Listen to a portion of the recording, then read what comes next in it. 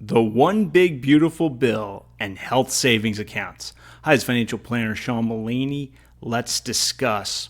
So recall the House of Representatives in late May passed their version of the One Big Beautiful Bill Act, and it had a plethora of changes, really enhancements to health savings accounts, HSAs.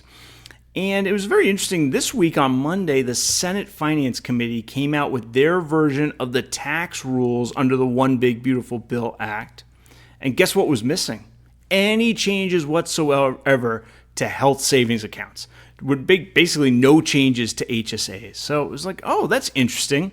The House does all these different changes. The Senate does no changes. And then on Wednesday night, it struck me. I said, wait a minute. A lot of these HSA changes in the House version increase contribution limits. Well, there's a problem with that because they're trying to do this One Big Beautiful Bill Act through reconciliation. And there's something called the Byrd Rule that's highly technical and highly boring. But one of the things the Byrd Rule says is, generally speaking, you can't change FICA, Social Security through a reconciliation bill.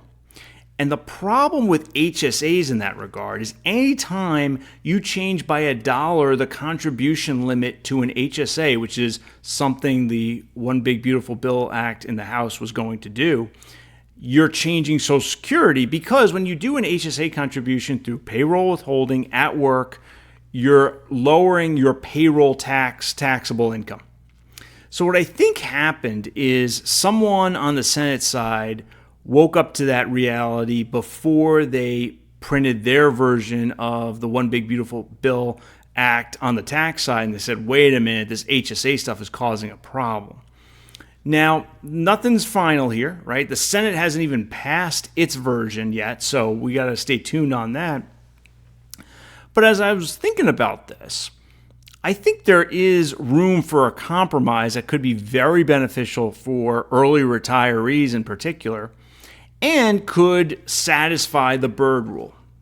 One of the many HSA provisions in the House bill was a provision to deem all ACA bronze plans as being high deductible health plans, right?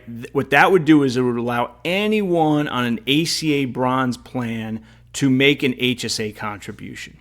And for the early retiree, that would have been a very helpful rule. Why is that? Well, one, you get a little tax deduction. Well, that's cool. And then two, you get to lower your income for premium tax credit purposes. So an HSA contribution, what you're doing with the bronze plan is already you're lowering your medical insurance premiums. And then if you could take that HSA deduction, you could increase the premium tax credit, or maybe even get your income low enough to qualify for one when you wouldn't otherwise qualify for one. The nice thing about that is deeming all bronze plans to be high deductible health plans, and that does exist today, but it's certainly not all bronze plans, right? There was a reason the House was making this change. If you did that, that doesn't strike me as touching Social Security, FICA taxes at all, because who's got ACA plans? It's folks who are self-employed. Well, they don't have payroll withholding. You just don't. And it's folks who are retired or otherwise not working. So you're not contributing to a HSA through payroll withholding, lowering FICA taxes if you're on an ACA plan. So that's my hope going forward, right? I readily acknowledge it's almost certainly going to be a problem to get a lot of those HSA changes through the reconciliation process on the Senate side because of this Byrd Rule thing. I'm not an expert in that, but that's what it appears to be.